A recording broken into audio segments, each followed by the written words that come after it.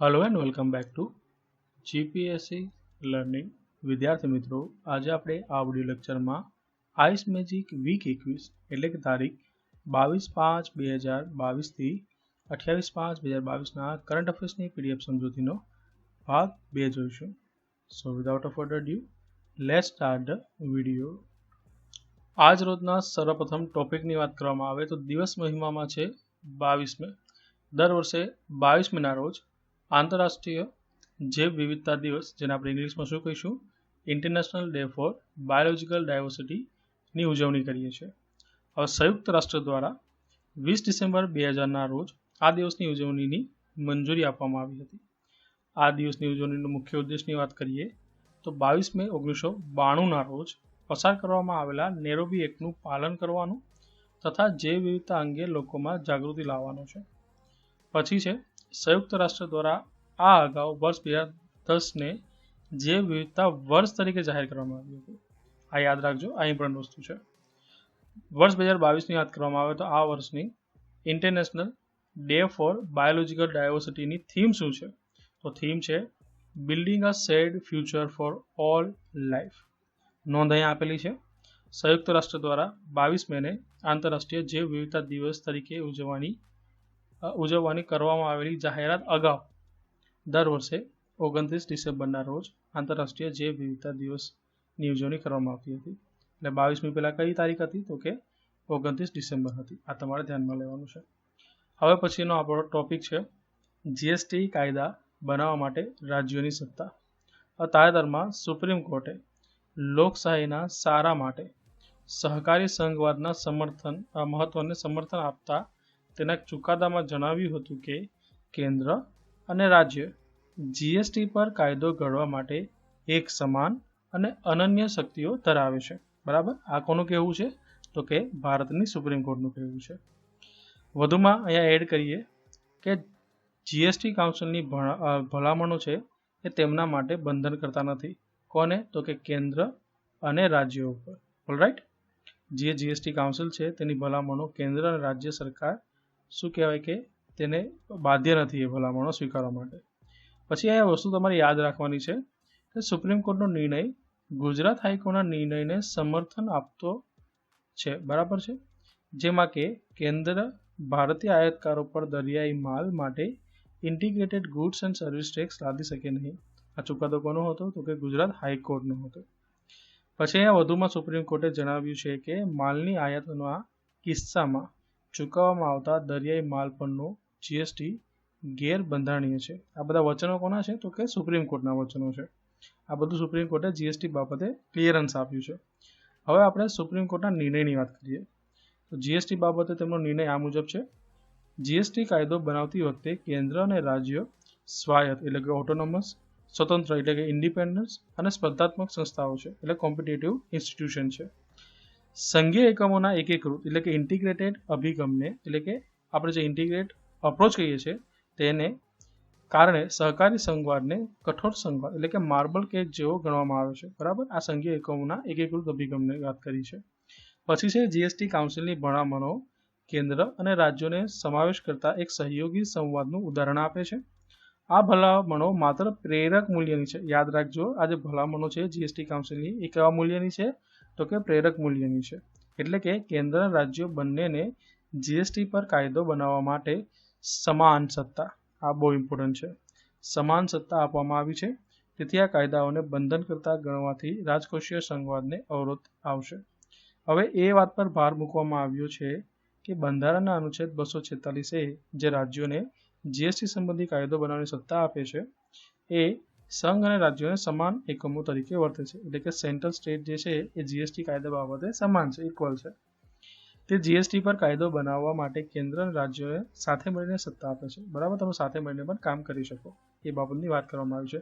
હવે આપણે સ્ટેટિક જીએસની વાત કરીશું. તો આપણે જોઈશું જીએસટી કાઉન્સિલ શું છે. ગુડ્સ એન્ડ સર્વિસ ટેક્સ સંબંધિત મુદ્દાઓ પર કેન્દ્ર અને રાજ્ય સરકારોને ભલામણ કરવા માટે બંધારણના અનુચ્છેદ 279 હેઠળ તે બંધારણીય સંસ્થા છે. બરાબર, તમને ક્વેશ્ચન આવે એક્ઝામમાં કે જીએસટી કાઉન્સિલ કઈ સંસ્થા છે? તો કે બંધારણીય સંસ્થા છે. કયા અનુચ્છેદ મુજબ? તો કે 279A મુજબ. જીએસટી કાઉન્સિલનું નેતૃત્વ કોણ કરે છે? તો કે કેન્દ્રીય નાણામંત્રી કરે છે તથા રાજ્યોના નાણામંત્રીઓ કાઉન્સિલના સભ્યો છે. પછી તેની સ્થાપના એક સંઘીય સંસ્થા તરીકે કરવામાં આવી છે, જ્યાં કેન્દ્ર અને રાજ્યો બંનેને યોગ્ય પ્રતિનિધિત્વ મળે છે. જીએસટી કાઉન્સિલના નિર્ણયો માટે હાજર રહેલા અને મતદાન કરનારા સભ્યોના ઓછામાં ઓછા 3/4 મતની બહુમતી જરૂરી છે. કોઈપણ બેઠક યોજવા માટે જીએસટી કાઉન્સિલના કુલ સભ્યોમાંથી 50% જરૂરી કોરમ છે. કોરમ શું હોય છે? કે તમારે કોઈપણ બેઠક મેળવવી હોય અથવા મળવી હોય તો એના માટે તમારે એક નિશ્ચિત સભ્યોની સંખ્યા હોવી જોઈએ તે હાજર. તો આ નિશ્ચિત સભ્યોની હાજર સંખ્યા છે ને એ કોરમ કહીશું. જીએસટીનું પૂરું નામ છે goods and service tax. GST એ સમગ્ર દેશ માટે પરોક્ષ છે. પરોક્ષ શું છે? તો એ કર છે. પછી છે કે 101મો બંધારણીય સુધારો જીએસટી સાથે સંકળાયેલ છે. આ બધી બાબત છે ને પરીક્ષા લક્ષી છે, તો તમે અહીંયા સ્કીપ ના કરતા. હવે પછીનો આપણો નેક્સ્ટ ટોપિક છે આબોહવા પરિવર્તન એટલે કે ક્લાઇમેટ ચેન્જ પર બ્રિક્સની ઉચ્ચ સ્તરીય બેઠક. ક્યારે યોજાઈ?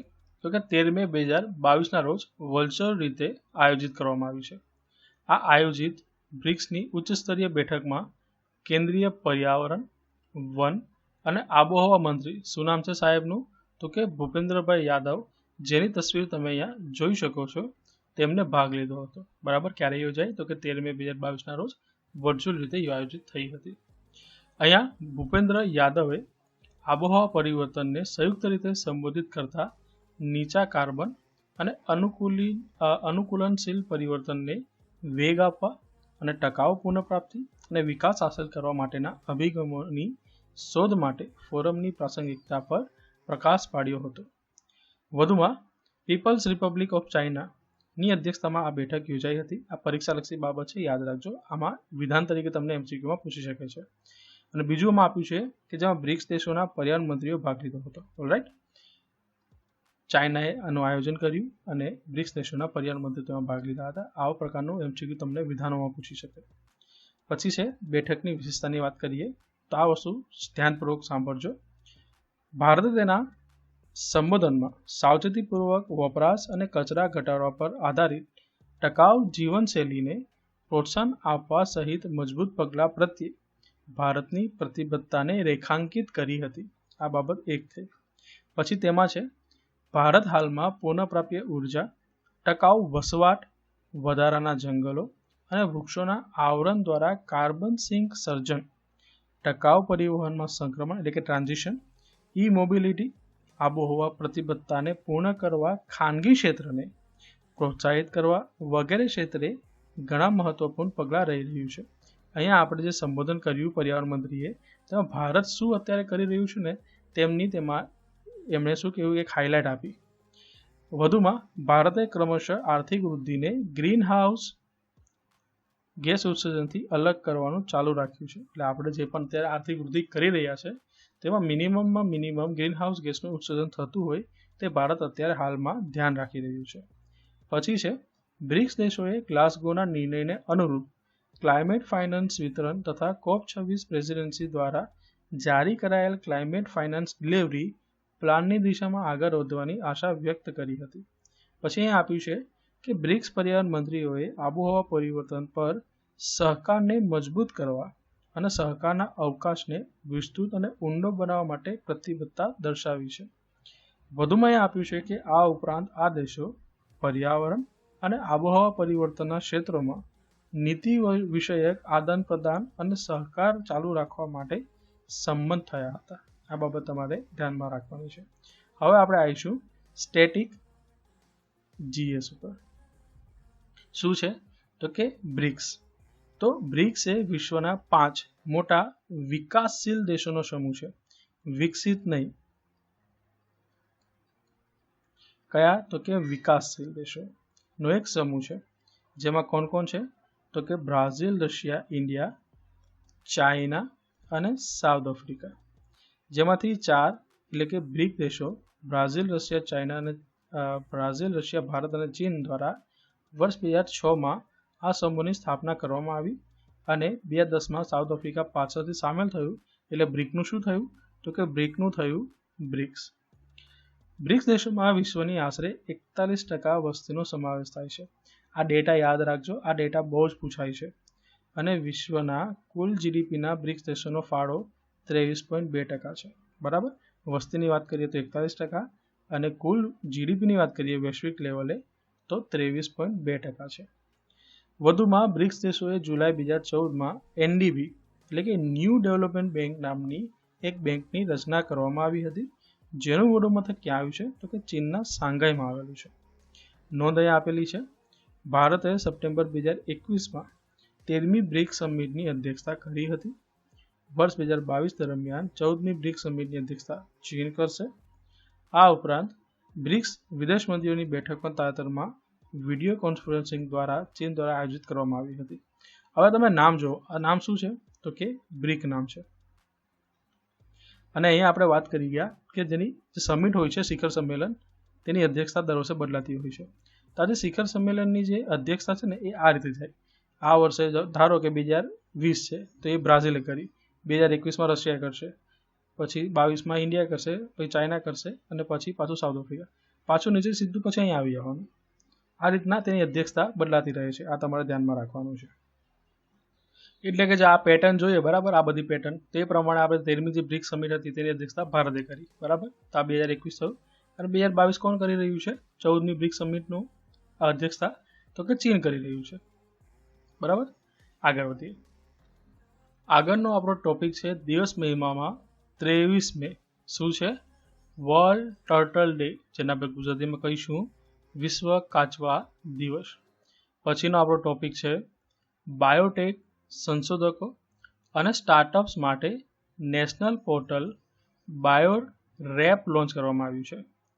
એક રાષ્ટ્ર એક પોર્ટલની ભાવનાને ધ્યાનમાં રાખીને તાજેતરમાં બાયોટેક સંશોધકો અને સ્ટાર્ટઅપ્સ માટે નેશનલ પોર્ટલ બાયોરેપ લોન્ચ કરવામાં આવ્યું છે, જેને આપણે ફૂલ ફોર્મ આ રીતે થશે: biological research regulatory approval portal. અહીંયા રેગ્યુલેટરી અપ્રુવલ પોર્ટલ ઉપર ધ્યાન રાખજો. કઈ બાબત સાથે હશે? તો તે નીતિ વિષયક જે શું કહેવાય કે અપ્રુવલ છે તેની સાથે સંકળાયેલું પોર્ટલ છે. હવે આ જે નામ છે, આ પોર્ટલ ભારતમાં જૈવિક વિકાસ અને સંશોધન માટે નિયમનકારી મંજૂરી મેળવવા માંગતા લોકોની જરૂરિયાતને પૂરી કરશે. ઓલરાઇટ, અગેન કહું છું, ફૂલ ફોર્મ છે biological research regulatory approval portal, જેને આપણે શોર્ટ ફોર્મમાં શું કહીશું? બાયોરેપ. આ જે નામનું પોર્ટલ છે એ ભારતમાં શું કરશે? તો કે જૈવિક વિકાસ અને સંશોધન માટે નિયમનકારી મંજૂરી મેળવવા માંગતા લોકોની જરૂરિયાતો પૂરી કરશે. આ જે પોર્ટલ છે તે વિજ્ઞાન અને ટેકનોલોજી મંત્રાલયના ડિપાર્ટમેન્ટ ઓફ બાયોટેકનોલોજી દ્વારા લોન્ચ કરવામાં આવેલું એક પોર્ટલ છે, અથવા તેની અંતર્ગતનું એક પોર્ટલ છે. આ પોર્ટલ કેવી રીતે મદદ કરશે? તો કે આ પોર્ટલ આંતરવિભાગીય સમન્વયને મજબૂત કરવા માટે, એટલે કે આ એક ડિપાર્ટમેન્ટ છે, આ બીજું ડિપાર્ટમેન્ટ છે. હવે તમારે એક જગ્યાએ આ રીતે અહીંયા અપ્રુવલ લેવાની હોય, પછી આ બીજા જગ્યાએ આ રીતે અપ્રુવલ લેવાની હોય, પણ એમાં શું હોય કે તમારો ટાઈમ વેસ્ટિંગ વધારે થતું હોય છે. પણ જો આપણે બંને ડિપાર્ટમેન્ટ વચ્ચે કોર્ડિનેશન બિઠાડી દઈએ, એટલે કે સમન્વય કરી દઈએ, તો તમારું કામ જલ્દી થઈ શકે. બરાબર, આ રીતની આ વાત કરવામાં આવી છે. અગેન આપણે અહીંયાથી વાંચીએ કે આ પોર્ટલ આંતરવિભાગીય સમન્વયને મજબૂત કરવામાં અને જૈવિક સંશોધનના વિવિધ પાસાઓનું નિયમન કરતી વિવિધ એજન્સીઓની કામગીરીમાં પારદર્શિતા, જવાબદારી અને અસરકારકતા લાવવામાં મદદ કરશે. આ પોર્ટલ સરકારની સ્ટાર્ટઅપ્સની સરળતા અને વિજ્ઞાન અને વૈજ્ઞાનિક સંશોધન કરવામાં સરળતાને અનુરૂપ છે. આ પોર્ટલ હિતધારકોને અનન્ય બાયોરેપ આઈડી દ્વારા ચોક્કસ એપ્લિકેશન માટે આપવામાં આવેલી મંજૂરી જોવામાં પણ મદદ કરશે. પછી આપ્યું છે કે આ પોર્ટલ દ્વારા સંશોધકો નિયમનકારી મંજૂરીઓ મેળવવાના હેતુથી તેમની સંબંધિત અરજીઓના મંજૂરીઓના તબક્કાઓ ચકાસી શકશે. આ પોર્ટલ પર સબમિટ કરવામાં આવેલી તમામ સંશોધન અરજીઓ માટે બાયોરેપ આઈડી જનરેટ કરશે. આ પોર્ટલ માત્ર સંશોધન સંબંધિત પ્રવૃત્તિઓ માટે છે અને ઉત્પાદન વિકાસ હેતુ માટેનો ઉપયોગ કરી શકતો નથી. બરાબર, આ વસ્તુ ઇમ્પોર્ટન્ટ છે, આ ધ્યાન રાખજો. આ જે પોર્ટલ છે એ માત્ર સંશોધન સંબંધિત પ્રવૃત્તિઓ માટે જ છે. તમારે જો વિકાસ ઉત્પાદનનો કંઈક હેતુ હોય તો તેના માટે આ પોર્ટલનો તમે ઉપયોગ કરી શકતા નથી. વિકાસ ઉત્પાદન વિકાસ હેઠળ શું હોય કે તમે કોઈ પ્રોડક્ટ બનાવી અને એની મંજૂરી લેવી છે ને, તો તેના માટે આ નથી. એટલું તમે ધ્યાન રાખજો. તમારે ખાલી સંશોધન કરવું છે, એના માટે આ પોર્ટલ બનાવવામાં આવ્યું છે. હવે આપણે વાત કરીએ કે ભારતમાં જે જૈવિક સંશોધન છે ને, તેની સ્થિતિ શું છે. તો ભારત વૈશ્વિક સ્તરે બાયોટેકનોલોજી માટેના ટોચના 12 સ્થળોમાંનું એક છે.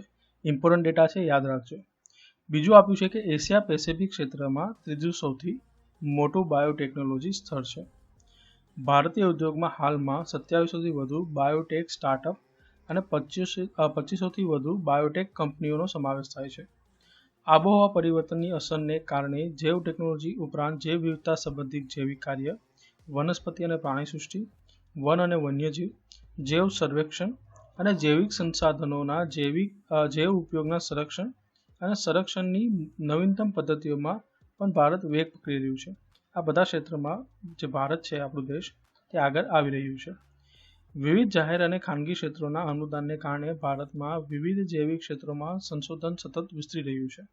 ભારત વર્ષ 2025 સુધીમાં વૈશ્વિક બાયો મેન્યુફેક્ચરિંગ હબ તરીકે ઓળખવાનું લક્ષ્ય ધરાવે છે.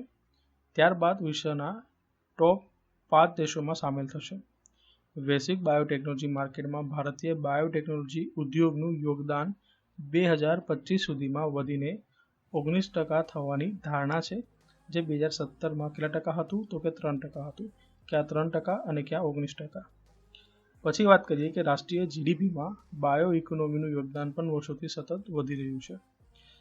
બાયો ઇકોનોમી અથવા જૈવ અર્થતંત્રએ વર્ષ 2017માં જીડીપીમાં 1.7%નો ફાળો આપ્યો હતો અને વર્ષ 2020માં આ હિસ્સો વધીને 2.7% થઈ ગયો છે.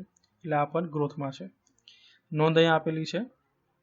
બાયો ઇકોનોમીનો ખ્યાલ United states of America, Canada, European union અને ઓસ્ટ્રેલિયા દ્વારા જૈવ સંસાધનોનો ઉપયોગ કરીને અર્થતંત્રને વેગ આપવા માટે રજૂ કરવામાં આવ્યો હતો. બાયો ઇકોનોમી શબ્દનો અર્થ રિન્યુએબલ જૈવિક સંસાધનોના ઉત્પાદન અને મૂલ્યવર્ધિત ઉત્પાદનો જેમ કે ખોરાક, જૈવ આધારિત ઉત્પાદનો અને જૈવ ઉર્જા જેવા આ સંસાધનોના સંરક્ષણ અને કચરાના પ્રવાહને દર્શાવે છે. હવે પછીનો આપણો નેક્સ્ટ ટોપિક છે કાન્સ ઇન્ટરનેશનલ ફિલ્મ ફેસ્ટિવલ. 17 મે થી 28 મે 2022 દરમિયાન ફ્રાન્સના કેન્સ ખાતે 75મા વાર્ષિક કાન્સ ઇન્ટરનેશનલ ફિલ્મ ફેસ્ટિવલનું આયોજન કરવામાં આવ્યું હતું. આ વર્ષે ભારતને કાન્સ ફિલ્મ ફેસ્ટિવલ તરફથી કન્ટ્રી ઓફ ઓનરનું આમંત્રણ મળ્યું હતું. યુક્રેનના રાષ્ટ્રપતિ શ્રી વ્લાદિમીર ઝેલેન્સ્કીના વિડીયો સંબોધનથી આ ફેસ્ટિવલની શરૂઆત થઈ હતી. ભારતના સુજ્ઞશ્રી દીપિકા પાદુકોણને આ વર્ષના કાન્સ ફિલ્મ ફેસ્ટિવલમાં જ્યુરી સભ્ય તરીકે સમાવવામાં આવ્યા હતા.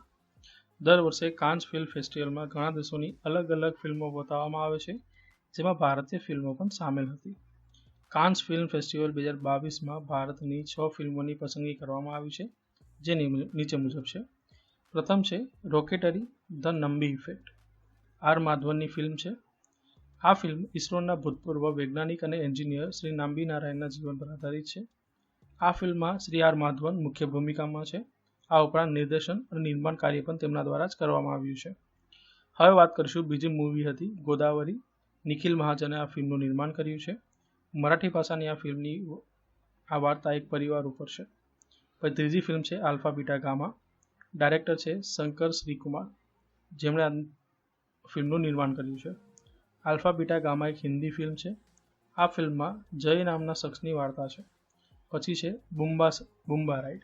ચોથી મૂવી છે અસમની ફિલ્મ બુમ્બા રાઇડને પણ કાન્સ ફિલ્મ ફેસ્ટિવલમાં દર્શાવવામાં આવી હતી. નિર્દેશન કોના દ્વારા કરવામાં આવ્યું છે, તો કે બિશ્વજીત બોરાએ. આ ફિલ્મ રૂરલ ઇન્ડિયાના એજ્યુકેશન સિસ્ટમ પર આધારિત છે. આ ફિલ્મ અસમની બ્રહ્મપુત્ર નદી કિનારે શૂટ થઈ છે. પછી છે ધુઈન ફિલ્મ એ 5મી ફિલ્મ છે, જે કાન્સ ફિલ્મ ફેસ્ટિવલમાં ભારત તરફથી પ્રેઝન્ટ કરવામાં આવી છે. મેથલી ભાષામાં બનેલી ફિલ્મ ધુઈનનો અર્થ ધુમ્મસ થાય છે. નિર્દેશન કોના દ્વારા કરવામાં આવ્યું છે, તો કે અચલ મિશ્રા દ્વારા કરવામાં આવ્યું છે. આ ફિલ્મમાં એક મહત્વાકાંક્ષી કલાકારને દર્શાવવામાં આવ્યો છે, જે બિહારના એક નાના શહેરમાંથી મુંબઈના મોટા પડદા પર જવા માંગે છે. પછીની આપણી જે છઠ્ઠી મૂવી છે એ મૂવી છે ટ્રી ફૂલ ઓફ પોપટ. ટ્રી ફૂલ ઓફ પોપટ એ મલયાલમ ફિલ્મ છે. પછી વાત કરીએ Mujib the making of the નેશનનું ટ્રેલર રિલીઝ. કાન્સ ફિલ્મ ફેસ્ટિવલમાં ત્રીજા દિવસે કેન્દ્રીય માહિતી અને પ્રસારણ મંત્રી શ્રી અનુરાગ ઠાકુર અને બાંગ્લાદેશના પ્રસારણ મંત્રી ડોક્ટર હસન મોહમ્મદ દ્વારા આ ફિલ્મનું ટ્રેલર લોન્ચ કરવામાં આવ્યું હતું. Mujib the making of a nation Bharat અને બાંગ્લાદેશ વચ્ચેના સંબંધોને દર્શાવે છે, જે ભારત અને બાંગ્લાદેશનું સહનિર્માણ છે. આ ફિલ્મનું નિર્દેશન શ્રી શ્યામ બેનેગલે કરી રહ્યા છે. આ film national film development corporation of India NFDC અને film development corporation of Bangladesh વચ્ચેનું સહનિર્માણ છે. ફિલ્મના નિર્માતાઓ બાંગ્લાદેશના માહિતી પ્રસારણ મંત્રાલય અને ભારતનું માહિતી પ્રસારણ મંત્રાલય છે. આ ફિલ્મ બંગબંધુ શ્રી શેખ મુજીબુર રહેમાનની જન્મ શતાબ્દીની ભેટ તેમજ સારા પાડોશી સંબંધોનું ઉદાહરણ છે. નોંધ અહીં આપેલી છે. શ્રી શેખ મુજીબુર રહેમાન બાંગ્લાદેશના અગ્રણી નેતા હતા તથા બાંગ્લાદેશના પ્રથમ રાષ્ટ્રપતિ હતા. તેમને બાંગ્લાદેશના રાષ્ટ્રપિતા અને લોકપ્રિય રીતે બંગબંધુ તરીકે ઓળખવામાં આવે છે. તેઓ વર્ષ 1949માં સ્થપાયેલી અવામી લીગ રાજકીય પક્ષના અગ્રણી નેતા હતા. આ પક્ષે વર્ષ 1971માં બાંગ્લાદેશની આઝાદી માટે મુખ્ય ભૂમિકા ભજવી હતી. બાંગ્લાદેશના વર્તમાન વડાપ્રધાન શ્રીમતી શેખ હસીના તેમના પુત્રી છે. હવે આપણે વાત કરીશું કાન્સ ફિલ્મ ફેસ્ટિવલ વિશે. કાન્સ ઇન્ટરનેશનલ ફિલ્મ ફેસ્ટિવલ એક ફ્રાન્સમાં આયોજિત એક વાર્ષિક ફિલ્મ ફેસ્ટિવલ છે. તેને અંગ્રેજીમાં કેન્સ ફિલ્મ ફેસ્ટિવલ તરીકે ઓળખવામાં આવે છે. તે વિશ્વભરની દસ્તાવેજી સહિત તમામ શૈલીઓની નવી ફિલ્મોનું પૂર્વાવલોકન કરે છે. તે વિશ્વનો સૌથી પ્રતિષ્ઠિત અને પ્રચારિત ફિલ્મ ફેસ્ટિવલ છે. તે દર વર્ષે સામાન્ય રીતે મે મહિનામાં ફ્રાન્સના કેન્સમાં Palais des Festivals et des કોંગ્રેસમાં યોજવામાં આવે છે. આ વસ્તુ તમે યાદ રાખજો. લોકેશન કયું છે? Palais des Festivals et des Congrès. હવે પછીનો આપણો નેક્સ્ટ ટોપિક શું છે? તો કે શ્રી રાજા રામ મોહન રાય. તાજેતરમાં સંસ્કૃતિ મંત્રાલયે શ્રી રાજા રામ મોહન રાયની 250મી જન્મ જયંતિ પર તેમની યાદમાં ચાલનારા ઉત્સવના ઉદ્ઘાટન સમારોહનું આયોજન કર્યું. કલકત્તામાં રાજા Ram Mohan Roy library foundation, salt lake અને સાયન્સ સિટી ઓડિટોરિયમમાં ઉદ્ઘાટન સમારોહ યોજાયો હતો. તે એક વર્ષનો ઉત્સવ છે જે આવતા વર્ષે એટલે કે 22 મે 2023 સુધી ઉજવવામાં આવશે. આ વર્ષે રાજારામ મોહન રાયની 250મી જન્મ જયંતિ અને રાજારામ મોહન રાય લાઇબ્રેરી ફાઉન્ડેશનનો 50મો સ્થાપના દિવસ પણ છે. સંસ્કૃતિ મંત્રાલયે રાજારામ મોહન રાય લાઇબ્રેરી ફાઉન્ડેશન ખાતે રાજા રામ મોહન રાયની પ્રતિષ્ઠિત પ્રતિમાનું પણ અનાવરણ કર્યું હતું. રાજારામ મોહન રાયની વાત કરવામાં આવે તો જન્મ 22 મે 1772ના રોજ બંગાળના રાધાનગરમાં એક બ્રાહ્મણ પરિવારમાં થયો હતો. તેમનું પ્રારંભિક શિક્ષણ પટના ખાતે ફારસી અને અરબી ભાષામાં મેળવ્યું હતું, જ્યાં તેમણે કુરાન, સૂફી રહસ્યવાદી કવિઓની કૃતિઓ, એરિસ્ટોટલના પુસ્તકોની અરબી આવૃત્તિઓનો અભ્યાસ કર્યો હતો. બનારસમાં તેમણે સંસ્કૃત ભાષા, વેદ અને ઉપનિષદોનો પણ અભ્યાસ કર્યો હતો. 1803થી 1814 સુધી તેમણે વુડફોર્ડ અને ડિગ્બી હેઠળ ઈસ્ટ ઇન્ડિયા કંપની માટે ખાનગી દિવાન તરીકે સેવા આપી હતી. 1814માં તેમણે નોકરીમાંથી રાજીનામું આપ્યું. ક્યાંય નોકરીમાંથી? તો કે ખાનગી દિવાનની જે પોસ્ટ હતી તેમાંથી રાજીનામું આપ્યું હતું અને ધાર્મિક, સામાજિક અને રાજકીય સુધારા માટે પોતાનું જીવન સમર્પિત કરવા કોલકાતા ગયા હતા. શ્રી રાજારામ મોહન રાયે ડેવિડ હાયરની મદદથી વર્ષ 1817માં હિન્દુ કોલેજની કોલકાતામાં સ્થાપના કરી હતી. તેમણે વર્ષ 1814માં કલકત્તામાં આત્મીય સભાની સ્થાપના કરી હતી. વર્ષ 1823માં the encroachment on the right on the Hindu females નામનું પુસ્તક પણ લખ્યું હતું. તેમણે ઈસવીસન 1825માં કલકત્તામાં વેદાંત કોલેજની સ્થાપના કરી હતી. 20 ઓગસ્ટ 1828ના રોજ બ્રહ્મો સમાજની તેમના દ્વારા સ્થાપના કરવામાં આવી. શ્રી રાજારામ મોહન રાયે બાળ લગ્ન, સતી પ્રથા અને પડદા પ્રથા નાબૂદ કરવા માટેના પ્રયત્નો કર્યા હતા. રાજારામ મોહન રાયને શ્રી રવિન્દ્રનાથ ટાગોરે ભારતીય પુનઃજાગરણના પિતા અને ભારતીય રાષ્ટ્રવાદના પ્રવર્તક તરીકે બિરદાવ્યા હતા. તેઓ દિલ્હીના મુઘલ સમ્રાટ અકબર બીજાના પેન્શન સંબંધિત ફરિયાદો માટે ઇંગ્લેન્ડ ગયા હતા, ત્યારે તેમને અકબર બીજા દ્વારા રાજાનું બિરુદ આપવામાં આવ્યું હતું. શ્રી રાજારામ મોહન રાયે એકેશ્વરવાદનો પ્રચાર કર્યો હતો. શ્રી રાજારામ મોહન રાય પશ્ચિમી આધુનિક વિચારથી ખૂબ પ્રભાવિત થયા હતા અને તેમણે બુદ્ધિવાદ અને આધુનિક વૈજ્ઞાનિક અભિગમ પર ભાર મૂક્યો હતો. તેમની લેખન અને અન્ય પ્રવૃત્તિઓ દ્વારા ભારતમાં મુક્ત પ્રેસ ચળવળની ટેકો પણ આપ્યો હતો. 27 સપ્ટેમ્બર 1833ના રોજ ઇંગ્લેન્ડના બ્રિસ્ટલના ઉત્તર પૂર્વમાં આવેલ ગામ સ્ટેપ લેટન ખાતે તેમનું અવસાન થયું હતું. આ બાબત યાદ રાખજો. ગામ કયું? તો કે સ્ટેપ લેટન. હવે પછીનો આપણો નેક્સ્ટ ટોપિક કયો છે? તો કે એનડીબી એટલે કે ન્યૂ ડેવલપમેન્ટ બેંકની 7મી વાર્ષિક બેઠક. તાજેતરમાં કેન્દ્રીય નાણાં અને કોર્પોરેટ બાબતોના મંત્રી શ્રીમતી નિર્મલા સીતારામને નવી દિલ્હીમાં વિડીયો કોન્ફરન્સિંગ દ્વારા એનડીબીના બોર્ડ ઓફ ગવર્નર્સની 7મી બેઠકની અધ્યક્ષતા કરી હતી. શું કરી હતી? તો કે અધ્યક્ષતા કરી હતી. બ્રાઝિલ, ચીન, રશિયા, દક્ષિણ આફ્રિકા, બાંગ્લાદેશ અને સંયુક્ત આરબ અમીરાત જે નવો સભ્યો છે ના ગવર્નરોએ પણ આ બેઠકમાં હાજરી આપી હતી. આ વાર્ષિક બેઠકની થીમ એનડીબી ઓપ્ટિમાઇઝિંગ ડેવલપમેન્ટ ઇમ્પેક્ટ છે. બેઠકની વિશેષતાની વાત કરી લઈએ તો નાણામંત્રી શ્રી નિર્મલા સીતારામને બહુપક્ષીય વાદના મહત્વ અને આર્થિક સુધારા માટે વૈશ્વિક સહયોગની ભાવના પર ભાર મૂક્યો હતો. આ સંદર્ભમાં નાણામંત્રીએ સ્વીકાર્યું કે એનડીબીએ ઉભરતી બજાર અર્થવ્યવસ્થાઓ માટે વિશ્વાસપાત્ર વૃદ્ધિ ભાગીદાર તરીકે સફળતાપૂર્વક પોતાની જાતને સ્થાપિત કરી છે. આ વર્ષે ભારતની આઝાદીની 75મી વર્ષગાંઠના સંદર્ભમાં કેન્દ્રીય નાણામંત્રીશ્રીએ જણાવ્યું હતું કે વર્તમાન નાણાકીય વર્ષમાં દેશની આર્થિક વૃદ્ધિ મજબૂત રહી છે અને તે 8.9% રહેવાની ધારણા છે. તે તમામ મોટી અર્થવ્યવસ્થામાં સૌથી વધુ છે, જે ભારતની મક્કમતા અને ઝડપી પુનઃપ્રાપ્તિ દર્શાવે છે. હવે સ્ટેટિક જીએસ પર આવીએ. શું છે? તો કે એનડીબી ન્યૂ ડેવલપમેન્ટ બેંક બહુપક્ષીય વિકાસ બેંક છે. સ્થાપના બ્રિક્સ દેશો દ્વારા 2014માં કરવામાં આવી હતી. ક્યાં? તો કે બ્રાઝિલના ફોર્તેલોઝોમાં આયોજિત 6ઠ્ઠી બ્રિક્સ સમિટમાં. બ્રિક્સ અને અન્ય ઉભરતી અર્થવ્યવસ્થાઓમાં નવીનતા અને આધુનિક ટેકનોલોજી દ્વારા ઝડપી વૃદ્ધિ માટે માળખાકીય સુવિધાઓ અને ટકાઉ વિકાસના પ્રયાસોને સમર્થન આપવા માટે તેની રચના કરવામાં આવી હતી. મુખ્ય મથક ચીનના સાંઘાઈમાં આવેલું છે. 2018માં ન્યૂ ડેવલપમેન્ટ બેંકે સંયુક્ત રાષ્ટ્ર મહાસભામાં નિરીક્ષકનો દરજ્જો મેળવ્યો હતો તથા સંયુક્ત રાષ્ટ્ર સાથે સક્રિય અને ફળદાયી સહકાર માટે મજબૂત પાયાઓ સ્થાપિત કર્યા હતા. એનડીબીના ઉદ્દેશો અહીં આપેલા છે. 4 ઉદ્દેશ્યો છે. સભ્ય દેશોના વિકાસને પ્રોત્સાહન આપવું એ પ્રથમ છે. બીજું છે આર્થિક વિકાસને ટેકો આપવો. ત્રીજું છે સ્પર્ધાત્મકતાને પ્રોત્સાહિત કરવું અને રોજગારી નિર્માણની સુવિધા પ્રદાન કરવી. ચોથું છે વિકાસશીલ દેશો વચ્ચે નોલેજ શેરિંગ પ્લેટફોર્મ બનાવવું. હવે પછીનો આપણો ટોપિક છે ક્વાડ સમિટ 2022. 24 મે 2022ના રોજ જાપાનના ટોક્યોમાં 2022ની ક્વાડ સમિટ શરૂ થઈ હતી. તેમાં ક્વાડ દેશો એટલે કે ઓસ્ટ્રેલિયા, ભારત, જાપાન અને યુએસના નેતાઓએ હાજરી આપી હતી. ભારતના વડાપ્રધાન નરેન્દ્રભાઈ મોદી, અમેરિકાના રાષ્ટ્રપતિ જો બિડન, જાપાનના વડાપ્રધાન ફુમિયો કિશિદા અને નવા ચૂંટાયેલા ઓસ્ટ્રેલિયાના વડાપ્રધાન શ્રી એન્ટની એલ્બેઝનીઝે સમિટમાં હાજરી આપી. આ સ્કોટ મોરિસન છે.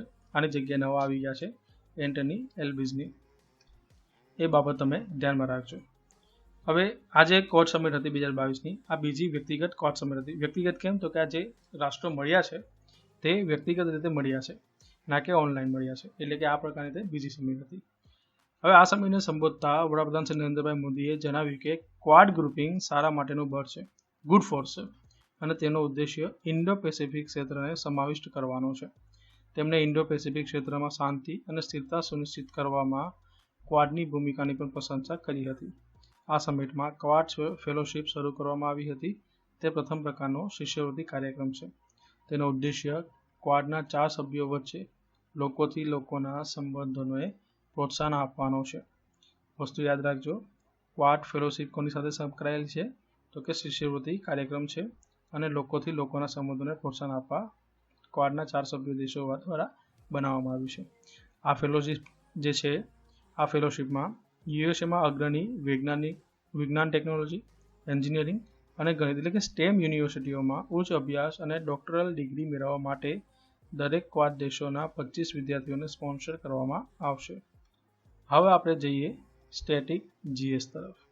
શું છે? તો કે ક્વાડને આપણે ઓએસડી તરીકે પણ ઓળખવામાં આવે છે, જેનું ફૂલ ફોર્મ થશે, માફ કરજો, ક્યુએસડી હશે, ક્વાડ્રિલેટરલ સિક્યોરિટી ડાયલોગ. જાપાનના રાષ્ટ્રપતિ શિન્ઝો આબે દ્વારા ભારતના વડાપ્રધાન શ્રી મનમોહનસિંહ, અમેરિકાના ઉપરાષ્ટ્રપતિ ડિક ચેની અને ઓસ્ટ્રેલિયાના તે સમયના વડાપ્રધાન જોન હાવર્ડના સહયોગથી 2007માં આ ડાયલોગનો પ્રારંભ થયો હતો, જેનો 2008માં અંત આવ્યો હતો. જોકે વર્ષ 2017માં આ ગ્રુપને ફરીથી સંગઠિત કરવામાં આવ્યું. ક્વાડ દેશોમાં ભારત, અમેરિકા, જાપાન, ઓસ્ટ્રેલિયાનો સમાવેશ થાય છે. વધુમાં આપ્યું છે કે માલાબાર અભ્યાસ એ ક્વાડ દેશોની નૌસેના વચ્ચે યોજાતી અભ્યાસ છે. આ થોડુંક એક્સ્ટ્રા કહેવાય. માલાબાર પરમેનન્ટલી એના માટે નથી, કેમ કે આ વર્ષે જ એમાં ઓસ્ટ્રેલિયાને બોલાવવામાં આવ્યું હતું. શરૂઆત થઈ હતી ભારત અને યુએસથી, પછી તેમાં જાપાન એડ થયું અને પછી આ વર્ષે શું કહેવાય કે ઓસ્ટ્રેલિયાને પણ બોલાવવામાં આવ્યું હતું. એ તમારે ધ્યાનમાં રાખજો. હવે પછીનો આપણો ટોપિક છે દિવસ મહિનામાં 25 મે 2 દિવસ ઉજવીએ છીએ. એક છે વર્લ્ડ થાઇરોઇડ ડે અને બીજું છે ગુમ થયેલા બાળકો માટેનો આંતરરાષ્ટ્રીય દિવસ. અહીંયા આપણે ચર્ચા કરીશું વિશ્વ થાઇરોઇડ દિવસની. 25 મેના રોજ દર વર્ષે તેની ઉજવણી કરવામાં આવે છે, જેનો મુખ્ય ઉદ્દેશ્ય થાઇરોઇડ રોગ અને તેના ઉપચાર અંગે જાગૃતિ લાવવાનો છે. નોંધનીય છે કે થાઇરોઇડ ગ્રંથિ શરીરની સૌથી મોટી અંતસ્રાવી ગ્રંથિ છે. થાઇરોઇડ ગ્રંથિ દ્વિખંડી અને શ્વાસનળીની બંને બાજુએ ઉપરની તરફ આવેલી છે. બંને ખંડો સાંકડા સંયોજક પેશીના પટ્ટાથી જોડાયેલા છે, જેને સેતુ કહે છે, જેને ઇંગ્લિશમાં ઇસ્થમસ કહેવામાં આવે છે. થાઇરોઇડ ગ્રંથિ 3 અંતઃસ્રાવનો સ્ત્રાવ કરે છે. એક તો થયું થાઇરોઇડ, બીજું ટ્રાઇઆયોડોથોરોનિન અને ત્રીજું છે થાઇરોક્સોકેલ્સેટોનિન. નેક્સ્ટ ટોપિકની વાત કરીએ તો ઇન્વેસ્ટમેન્ટ પ્રમોશન અગ્રીમેન્ટ એટલે કે IIA. તાજેતરમાં ભારત અને યુનાઇટેડ સ્ટેટ્સ ઓફ અમેરિકાએ જાપાનના ટોક્યોમાં ઇન્વેસ્ટમેન્ટ પ્રમોશન અગ્રીમેન્ટ પર હસ્તાક્ષર કર્યા છે. ઇન્વેસ્ટમેન્ટ પ્રમોશન અગ્રીમેન્ટની વાત કરવામાં આવે તો આ કરાર પર ભારતના વિદેશ સચિવ અને US international development finance corporation DFCના CEOએ હસ્તાક્ષર કર્યા હતા. આ ઇન્વેસ્ટમેન્ટ પ્રમોશન અગ્રીમેન્ટ વર્ષ 1997માં બંને દેશો દ્વારા હસ્તાક્ષર કરાયેલ ઇન્વેસ્ટમેન્ટ પ્રમોશન અગ્રીમેન્ટનું સ્થાન લીધું છે. વર્ષ 1997માં અગાઉ IIA પર હસ્તાક્ષર કર્યા પછી નોંધપાત્ર વિકાસ થયો હતો, જેમ કે ડેવલપમેન્ટ ફાઇનાન્સ કોર્પોરેશન નામની નવી સંસ્થાની સ્થાપના વગેરે. યુનાઇટેડ સ્ટેટ્સના તાજેતરના કાયદા બિલ્ડ એક્ટ 2018ના અમલ બાદ DFCને અગાઉના ઓવરસીઝ પ્રાઇવેટ ઇન્વેસ્ટમેન્ટ કોર્પોરેશનની અનુગામી એજન્સી તરીકે નિયુક્ત કરવામાં આવી છે. આ કરાર US ડેવલપમેન્ટ ફાઇનાન્સ ઇન્સ્ટિટ્યૂટ તરફથી વિવિધ ક્ષેત્રોમાં રોકાણ સહાય વધારવામાં મદદ કરશે, જે રોકાણ સહાય, લોન, ઇક્વિટી લોન રોકાણ, રોકાણ ગેરંટી, પુનઃવીમો, અનુદાન વગેરેના સ્વરૂપમાં આપવામાં આવે છે. નોંધ અહીં આપેલી છે. US international development finance corporation એ અગાઉના ઓવરસીઝ પ્રાઇવેટ ઇન્વેસ્ટમેન્ટ કોર્પોરેશનની અનુગામી એજન્સી છે. DFC અથવા તેની પુરોગામી એજન્સીઓ જેમ કે ઓવરસીઝ પ્રાઇવેટ ઇન્વેસ્ટમેન્ટ કોર્પોરેશન એ 1974થી $5.8 બિલિયન અમેરિકન ડોલરના રોકાણની સહાય પૂરી પાડી છે. હવે આપણે વાત કરીશું શ્રી એન્થોની અલ્બેઝની ઓસ્ટ્રેલિયાના નવા વડાપ્રધાન બન્યા. તમે તેમની તસવીર અહીંયા જોઈ શકો છો. 23 મે 2022ના રોજ શ્રી એન્થોની એલ્બેઝની ઓસ્ટ્રેલિયાના 31માં વડાપ્રધાન તરીકેના શપથ લીધા હતા. તેઓ વડાપ્રધાન બનનાર પ્રથમ ઇટાલિયન ઓસ્ટ્રેલિયન છે. તેમને આબોહવા પરિવર્તન, લિંગ સમાનતા અને વધુ સારા વેતન પર ઝડપી પગલાં લેવાના વચન સાથે શપથ લીધા હતા. શ્રી એન્થોની એલ્બેઝની ઓસ્ટ્રેલિયન લેબર પાર્ટીના નેતા છે. ઓસ્ટ્રેલિયાની 2022ની ફેડરલ ચૂંટણીમાં તેમની પાર્ટી એ સ્કોટ મોરિસનની આગેવાની હેઠળના શાસક ગઠબંધન લિબરલ નેશનલ ગઠબંધનને હરાવ્યું હતું. તેઓ આ અગાઉ વર્ષ 2013માં નાયબ વડાપ્રધાન તરીકે પણ સેવા આપી ચૂક્યા છે. હવે આપણે વાત કરીશું વિશ્વ સ્વાસ્થ્ય સભાનું 75મું સત્ર. વર્લ્ડ હેલ્થ એસેમ્બલીનું 75મું સત્ર 22થી 28 મે 2022 દરમિયાન વર્લ્ડ હેલ્થ ઓર્ગેનાઇઝેશનના મુખ્ય મથક જીનીવામાં યોજાયું હતું.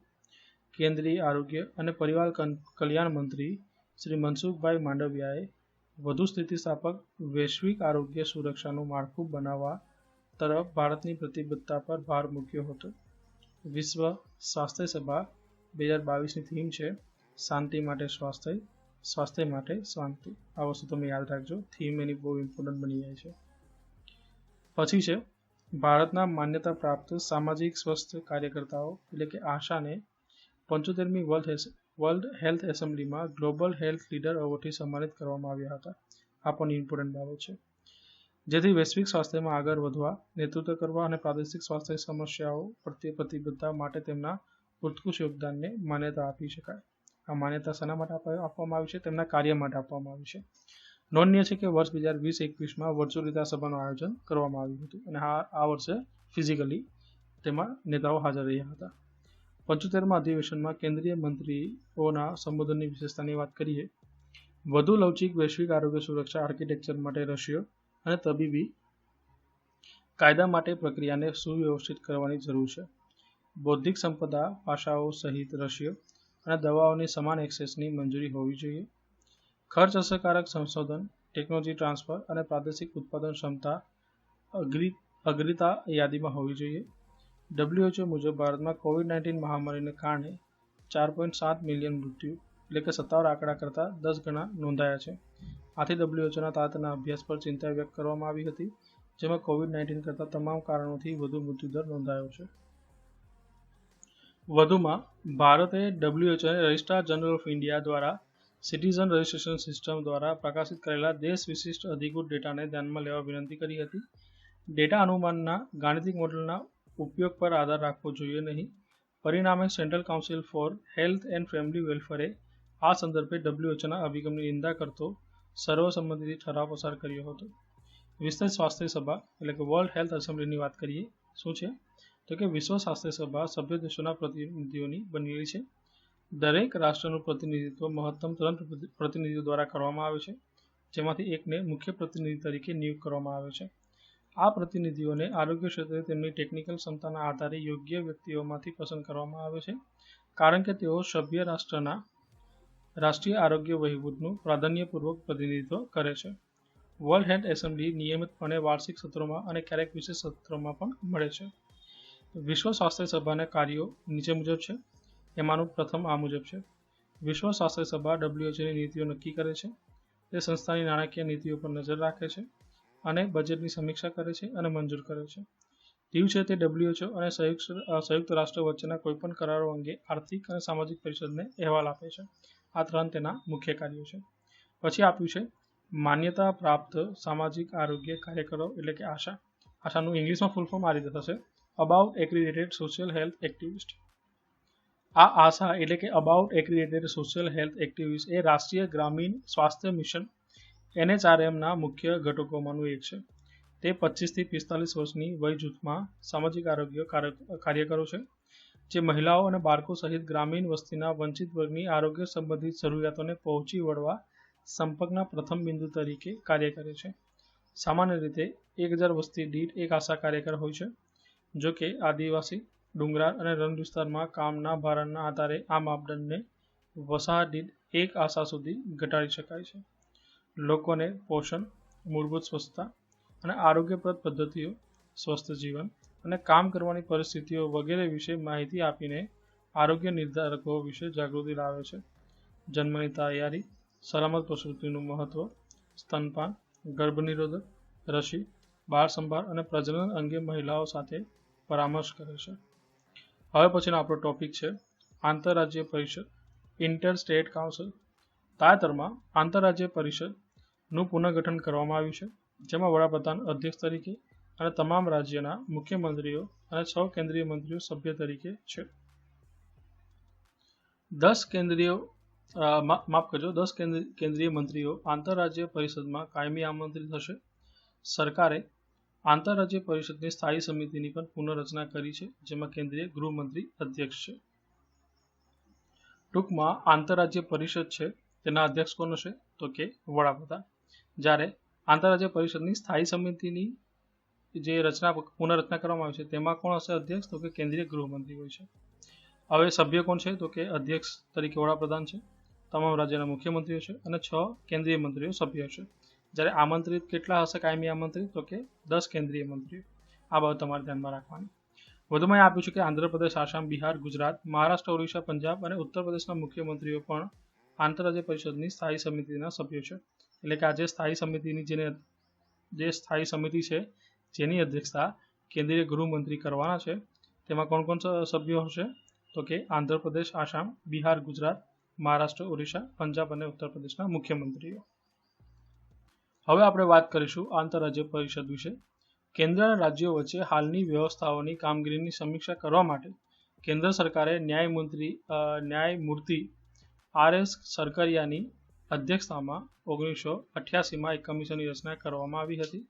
સાકરિયા કમિશને ભારતીય બંધારણના અનુચ્છેદ 263 અનુસાર વ્યાખ્યાયિત આદેશના અનુસંધાનમાં પરામર્શ માટે સ્વતંત્ર રાષ્ટ્રીય મંચ તરીકે આંતરરાજ્ય પરિષદની સ્થાપના કરવા માટે એક મહત્વપૂર્ણ ભલામણ કરી હતી. ત્યારબાદ સાકરિયા કમિશનની ભલામણ પર રાષ્ટ્રપતિના આદેશ દ્વારા 28 મે 1990ના રોજ આંતરરાજ્ય પરિષદની સ્થાપના કરવામાં આવી હતી.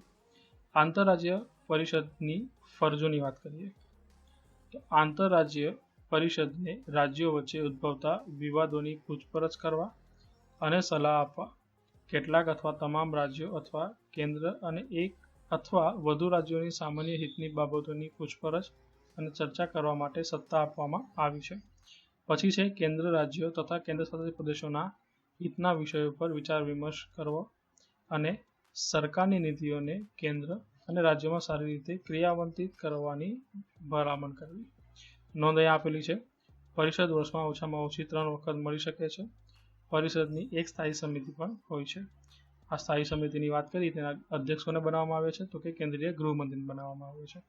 હવે તમે અહીંયા માળખું જોઈ શકો છો. માળખામાં અધ્યક્ષ વડાપ્રધાન છે, પછી તમામ રાજ્યોના મુખ્યમંત્રીઓ છે, વિધાનસભા ધરાવતા કેન્દ્રશાસિત પ્રદેશના મુખ્યમંત્રીઓ છે, કેન્દ્રશાસિત પ્રદેશના વહીવટદારો છે, રાષ્ટ્રપતિ શાસનવાળા રાજ્યોના રાજ્યપાલ અને 6 કેન્દ્રીય કેબિનેટ મંત્રીઓ વડાપ્રધાન દ્વારા નામાંકિત કરવામાં આવે છે. વધુમાં આ વખતે 10 કેન્દ્રીય મંત્રીઓને આમંત્રિત સભ્ય તરીકે બોલાવવામાં આવ્યા છે.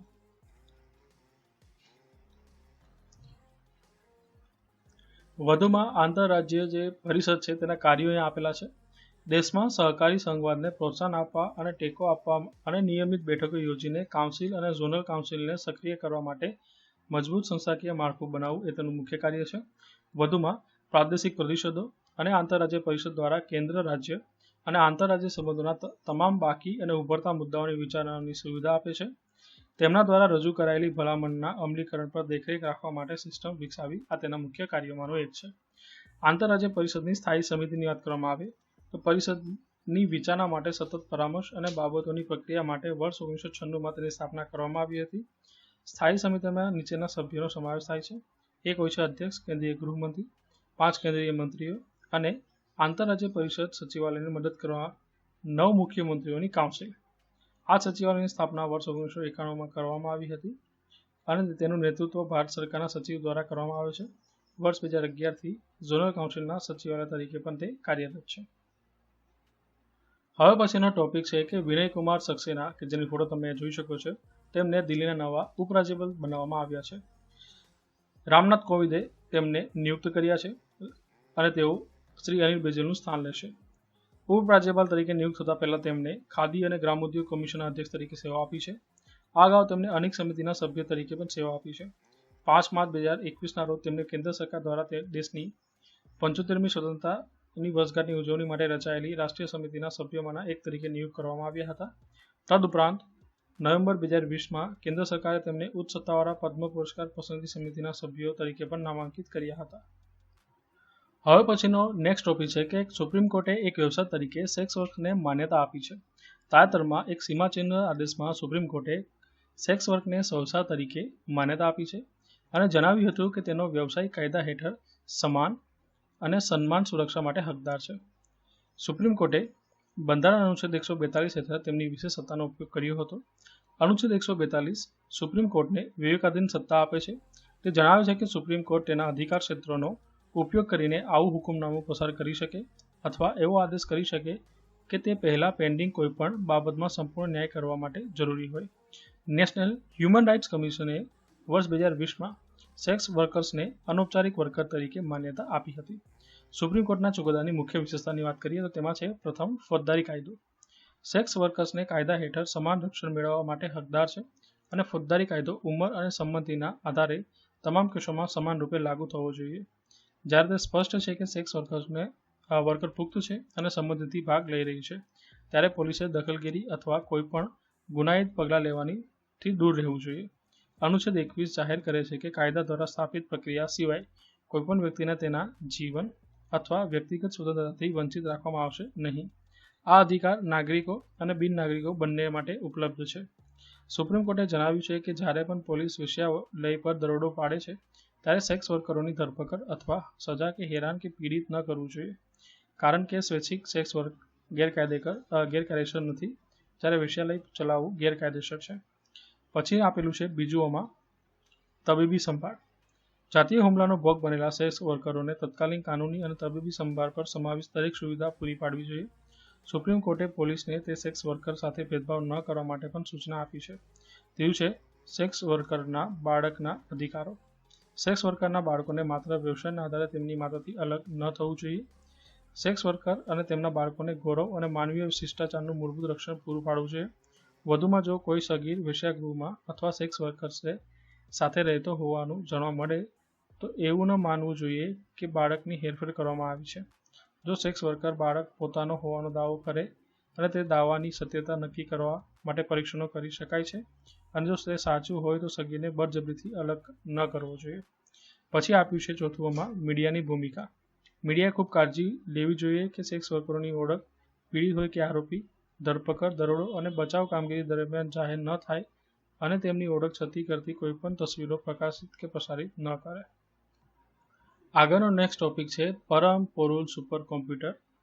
તાજેતરમાં એનઆઈટી તિરુચિરાપલ્લી ખાતે પરમ પોરુલ નામના અત્યાધુનિક સુપર કોમ્પ્યુટરનું ઉદ્ઘાટન કરવામાં આવ્યું હતું.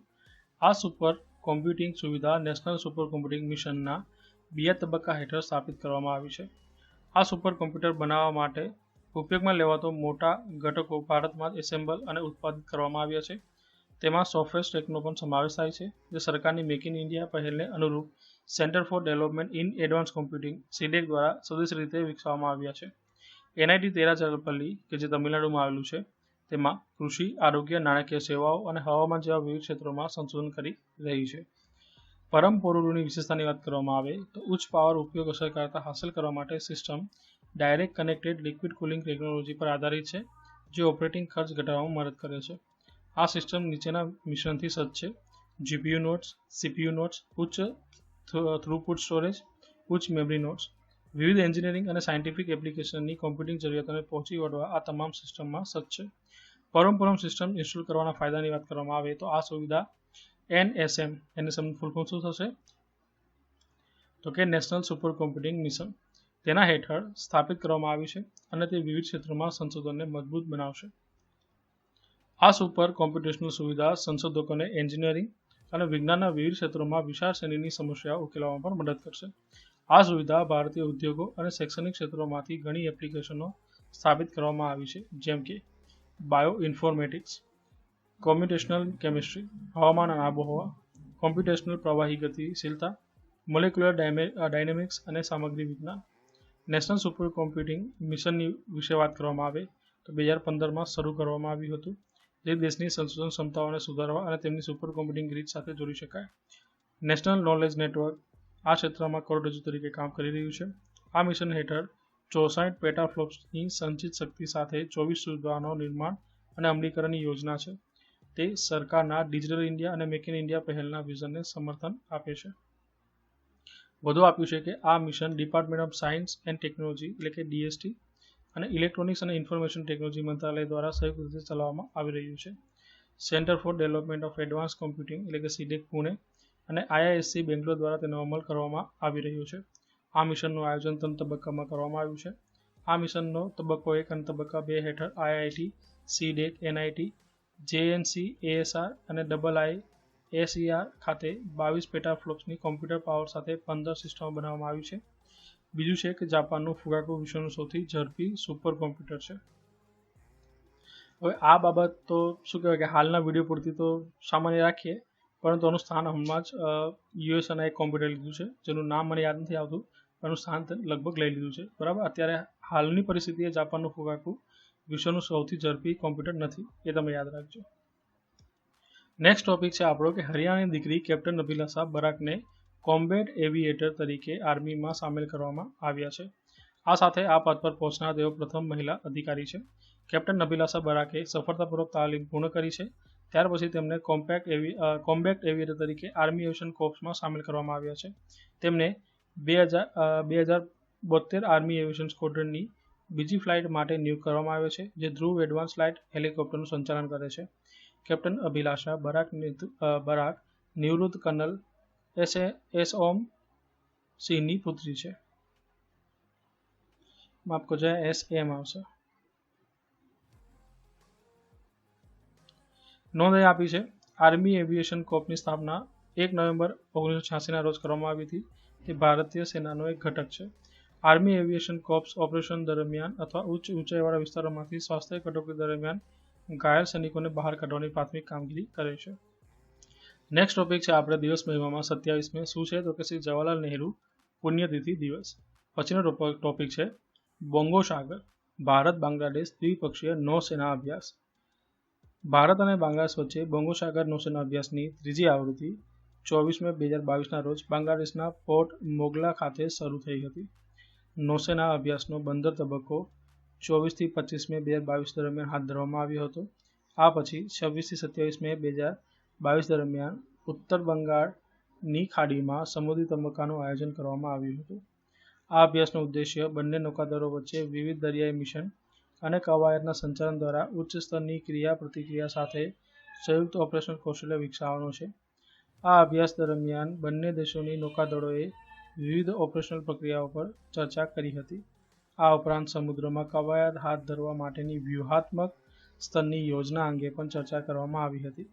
ભારતીય નૌકાદળનું પ્રતિનિધિત્વ સ્વદેશી રીતે બનાવેલ ઓફશોર પેટ્રોલ વેસલ સુમેગા અને ગાઇડેડ મિસાઇલ કોર્વેટ કોરા દ્વારા કરવામાં આવ્યું હતું, જ્યારે બાંગ્લાદેશની નૌકાદળનું પ્રતિનિધિત્વ guided missile frigate BNS Ali Haider અને અબુ ઉબેદાએ કર્યું હતું. અહીંયા નોંધ આપેલી છે. સંપ્રતિ યુદ્ધ અભ્યાસ ભારત અને બાંગ્લાદેશની થલ સેના વચ્ચે યોજાય છે, જ્યારે બાંગ્લાદેશ સાથેના અન્ય બહુરાષ્ટ્રીય યુદ્ધ અભ્યાસમાં શામતીર આગ્રો સેના, લશ્કરી કવાયત છે, ટેબલ ટોપ વાયુસેના, INBN કોર્વેટ જે નૌકાદળ અને સામવેદા બાંગ્લાદેશ, નેપાળ અને શ્રીલંકા અને UAE સાથેની બહુરાષ્ટ્રીય વાયુસેના અભ્યાસનો સમાવેશ થાય છે. હવે આપણે વાત કરીશું WEF travel and tourism development index 2021. World economic ફોરમના travel and tourism development index 2021માં ભારત 54મા ક્રમે છે. 2019માં તેમાં 46મા ક્રમે હતું. જોકે ભારત હજુ પણ દક્ષિણ એશિયામાં ક્ષેત્રમાં ટોચ પર છે. વર્ષ 2021 માટે આ ઇન્ડેક્સમાં જાપાન પ્રથમ ક્રમે છે, બાદમાં બીજા ક્રમે અમેરિકા અને સ્પેન ત્રીજા ક્રમે છે. આ ઇન્ડેક્સમાં ભારત 4.2% સ્કોર સાથે 54મા ક્રમે છે. અંતિમ ક્રમની વાત કરવામાં આવે તો 117મા ક્રમે 4 દેશનો સમાવેશ થાય છે. આ તમે વિડીયોને પોઝ કરીને સ્ક્રીનશોટ જોઈ શકો છો. જાપાનનો સ્કોર 5.2 છે, અમેરિકા 5.2 છે અને સ્પેન પણ 5.2 છે. પછી ફ્રાન્સ છે 5.1ના સ્કોર સાથે, જર્મની 5મા ક્રમે છે, ભારત 54મા ક્રમે 4.1નો સ્કોર છે અને 117મા ક્રમે ચેટ છે, જેનો સ્કોર છે 2.5. હવે અહીંયા નોંધ આપેલી છે. વર્લ્ડ ઇકોનોમિક ફોરમના travel and tourism development index 2021માં 117 દેશોનો સમાવેશ કરવામાં આવ્યો છે. આ સૂચકાંક દર્શાવે છે કે વિવિધ સકારાત્મક વલણો હોવા છતાં પ્રવાસન ઉદ્યોગ હજુ પણ અવરોધોનો સામનો કરી રહ્યો છે. આ ઇન્ડેક્સ દ્વિવાર્ષિક રીતે પ્રકાશિત કરવામાં આવે છે, એટલે કે 2019માં થયો હતો અને આ વર્ષે 2021નો રિલીઝ કરવામાં આવ્યો છે. હવે પછીનો આવશે 2023નો આવશે. હવે પછીનો નેક્સ્ટ ટોપિક છે ભારત ડ્રોન મહોત્સવ 2022. ભારતમાં સૌથી મોટા ડ્રોન ફેસ્ટિવલ 27 મે 2022ના રોજ શરૂ થયો હતો, જેને ઇન્ડિયા ડ્રોન ફેસ્ટિવલ 2022 તરીકે પણ ઓળખવામાં આવે છે. આ ફેસ્ટિવલનું આયોજન નવી દિલ્હી પ્રગતિ મેદાનમાં કરવામાં આવ્યું હતું, જેનું ઉદ્ઘાટન વડાપ્રધાન શ્રી નરેન્દ્રભાઈ મોદીએ કર્યું હતું. ડ્રોન માનવરહિત વાહનો એટલે કે UAV છે, એટલે કે માનવ પાયલટ, મુસાફર અને ક્રૂ વિનાનું વિમાન છે. ઇન્ડિયા ડ્રોન ફેસ્ટિવલ 2022 એ ભારતનો અત્યાર સુધીનો સૌથી મોટો ડ્રોન ફેસ્ટિવલ છે. આ ફેસ્ટિવલમાં વિદેશી રાજદ્વારીઓ, સરકારી અધિકારીઓ, કેન્દ્રીય સશસ્ત્ર પોલીસ દળ, ખાનગી કંપનીઓ અને ડ્રોન સ્ટાર્ટઅપ સહિત 1600થી વધુ પ્રતિનિધિઓએ ભાગ લીધો હતો. હવે પછીનો આપણો ટોપિક છે દિવસ મહિમામાં 28 મે 3 દિવસ ઉજવીએ છીએ. વર્લ્ડ હંગર ડે, પછી છે વર્લ્ડ ડોનગોંગ ડે અને પછી છે વિશ્વ માસિક ધર્મ સ્વચ્છતા દિવસ. પ્રથમ વાત કરીશું વિશ્વ ભૂખ દિવસની. 28 મેના રોજ વિશ્વ ભૂખ દિવસની ઉજવણી કરવામાં આવે છે. વિશ્વ ભૂખ દિવસે હંગર પ્રોજેક્ટ નામના એક વૈશ્વિક સંગઠન દ્વારા શરૂ કરવામાં આવેલી પહેલ છે. ધ હંગર પ્રોજેક્ટ એ વૈશ્વિક સ્તરે ભૂખ માટે તર્કસંગત ઉપાયો શોધવા માટે પ્રતિબદ્ધ વૈશ્વિક સંગઠન છે. આ સંગઠનની સ્થાપના 1977માં થઈ હતી. બીજું છે વિશ્વ ડોંગોંગ દિવસ. 28 મેના રોજ આ દિવસની પણ ઉજવણી કરવામાં આવે છે. ડુંગુંગ એ વિશ્વનું એકમાત્ર શાકાહારી સમુદ્રી સ્તનધારી છે. તેને સમુદ્રી ગાય તરીકે પણ ઓળખવામાં આવે છે. આ જીવ અત્યારે લુપ્ત થવાની કગાર પર છે. આથી તેના સંરક્ષણ અંગે જાગૃતિ ફેલાવવા માટે આ દિવસની ઉજવણી કરવામાં આવે છે. પછી આપણે ત્રીજા દિવસ છે વિશ્વ માસિક ધર્મ સ્વચ્છતા દિવસ, એટલે કે વર્લ્ડ મેન્સ્ટ્રુઅલ હાઇજીન ડે. 28 મેના રોજ ઉજવવામાં આવે છે. આ દિવસ સમગ્ર વિશ્વમાં સામાજિક કલંકને દૂર કરવા અને માસિક સ્ત્રાવની સ્વચ્છતા જાળવવા અંગે જાગૃતિ લાવવા માટે ઉજવવામાં આવે છે. માસિક સ્વચ્છતા દિવસ એ એક વૈશ્વિક અભિયાન છે જે વિશ્વભરની મહિલાઓ અને દીકરીઓ માટે માસિક સ્ત્રાવના સ્વાસ્થ્ય અને સ્વચ્છતાને વધુ સારી રીતે પ્રોત્સાહન આપવા માટે બિન લાભકારી સંસ્થાઓ, સરકારી એજન્સીઓ, ખાનગી ક્ષેત્ર અને મીડિયાને સાથે લાવે છે. માસિક સ્વચ્છતા દિવસ અભિયાન જર્મન બિન લાભકારી સંસ્થા વોશ યુનાઇટેડ દ્વારા શરૂ કરવામાં આવ્યું હતું. હવે પછીનો આપણો નેક્સ્ટ ટોપિક છે સુગ્નશ્રી ગીતાંજલિ શ્રીએ વર્ષ 2022નું આંતરરાષ્ટ્રીય બુક પ્રાઇઝ જીત્યું. ભારતીય લેખિકા સુગ્નશ્રી ગીતાંજલિ શ્રી એ અમેરિકન અનુવાદક ડેઝી રોકવેલ સાથે ટોમ્બ ઓફ સેમ નામના પુસ્તક માટે 2022નું આંતરરાષ્ટ્રીય બુકર પ્રાઇઝ જીત્યું છે. આ પુસ્તક મૂળ હિન્દીમાં લખાયેલ છે અને આ હાઈ પ્રોફાઇલ એવોર્ડ મેળવનારા કોઈપણ ભારતીય ભાષામાંનું પ્રથમ પુસ્તક છે. આ પુસ્તકનું મૂળ નામ રેત સમાધિ છે. આ પુસ્તક સુગ્નશ્રી ગીતાંજલિ શ્રી દ્વારા લખવામાં આવ્યું છે અને ડેઝી રોકવેલ દ્વારા તેને અંગ્રેજીમાં અનુવાદિત કરવામાં આવ્યું છે. આ પુસ્તકમાં 80 વર્ષીય મહિલાની વાત છે જેના પતિના મૃત્યુ પછી ગહન હતોત્સાહનો અનુભવ કરે છે. તમે અહીંયા શ્રી ગીતાંજલિ શ્રીને જોઈ શકો છો. સુગ્નશ્રી ગીતાંજલિ શ્રીની વાત કરવામાં આવે તો તેમનો જન્મ ઉત્તર પ્રદેશના મેનપુરી શહેરમાં થયો હતો. તેઓ ગીતાંજલિ પાંડે તરીકે પણ ઓળખાય છે. તેમણે ઘણી ટૂંકી વાર્તાઓ અને નવલકથાઓ લખી છે.